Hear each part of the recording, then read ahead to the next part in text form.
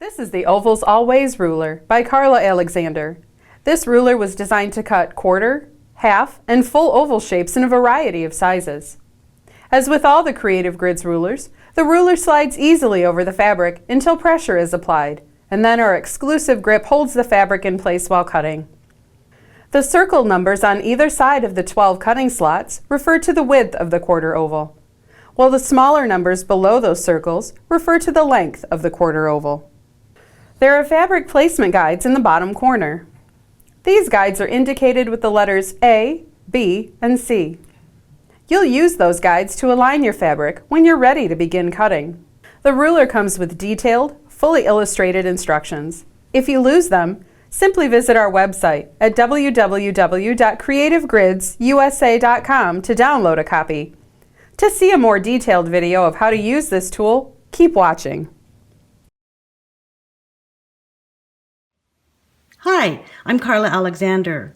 Welcome to my quick start video for my new ruler, Ovals Always. In this video, I'll demonstrate the basics to help you get started. Here are 4 things you'll need to know before you begin. First, there are 12 different cutting slots on the ruler with a 3-inch width, increasing in size all the way up to 8.5 inches.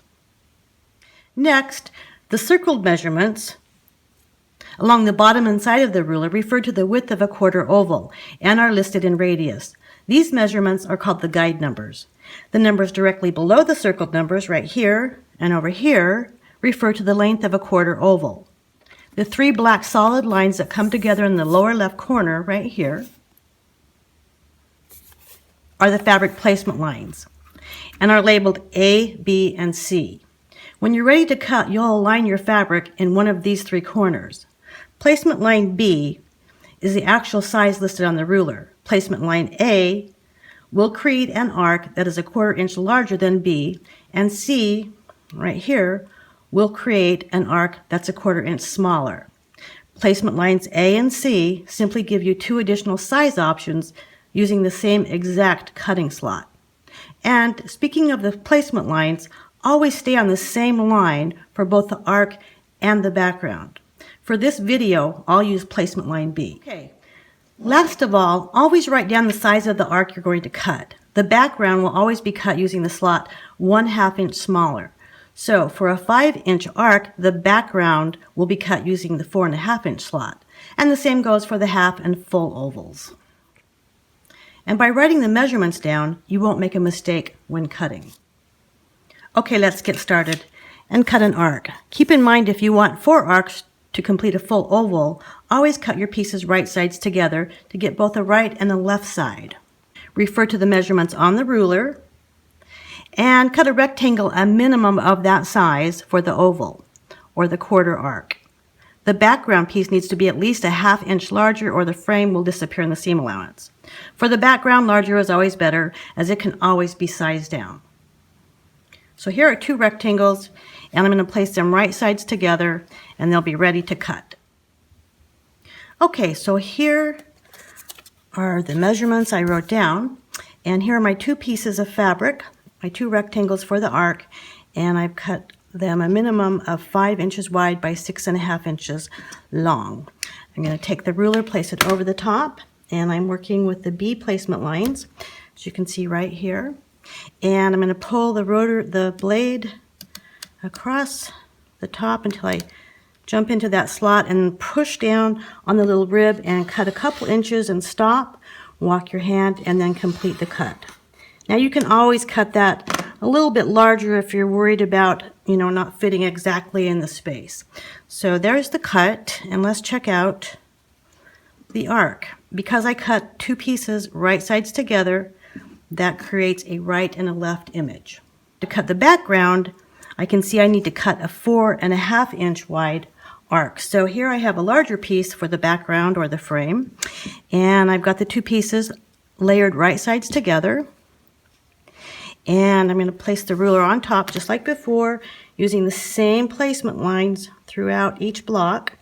And I'm going to pull across to the 4.5 inch slot, crunch down, press down on that little rib and cut, walk my hand and complete that cut.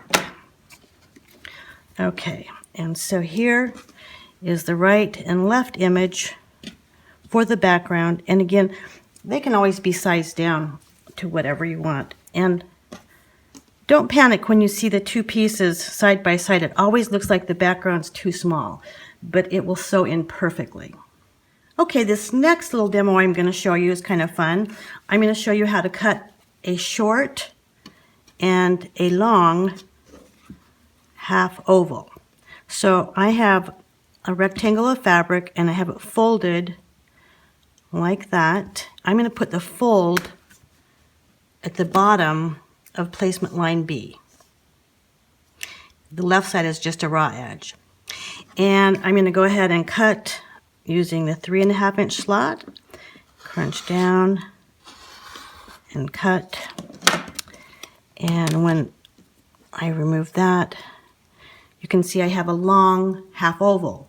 To cut the background, I'm going to do exactly the same thing, except for I'm going to cut on 1/2 inch smaller for the background. So to cut a short half oval, kind of similar, except for you're going to put the fold on the left-hand side. And again, I'm working with placement line B. And I have a little bit more fabric this time, so I'm going to cut on the 4.5, pull across, pop into that slot, press down and cut. And now when I open it up, I have a short half oval. I'm going to cut the background the same way using the next smaller slot. Okay, for the last cutting demo, I'm going to stick with the same sizes, and I have some fabric to cut for a full oval, and I've folded it into quarters, and I'm going to go ahead and stay with the same placement line, B, and I cut it too big, but that's fine. I'm going to pull across, get in the 5 inch slot, crunch down, and go ahead and cut. And that will make a full oval. And now I just need to cut the background. So again, I'm going to stay with the same numbers that I started with in the beginning of the video. It's 4 times the size listed here. And put the fold right in the placement lines, B, and I'm going to cut a 4.5 inch arc for the background. I'm going to crunch down and cut. There you go. I'll save this for another project. And when I open this up, then I have the background for the oval. And don't panic, it always looks like this is too small, but it sews in perfectly because the ruler has all the 1/4 inch seam allowances built right in.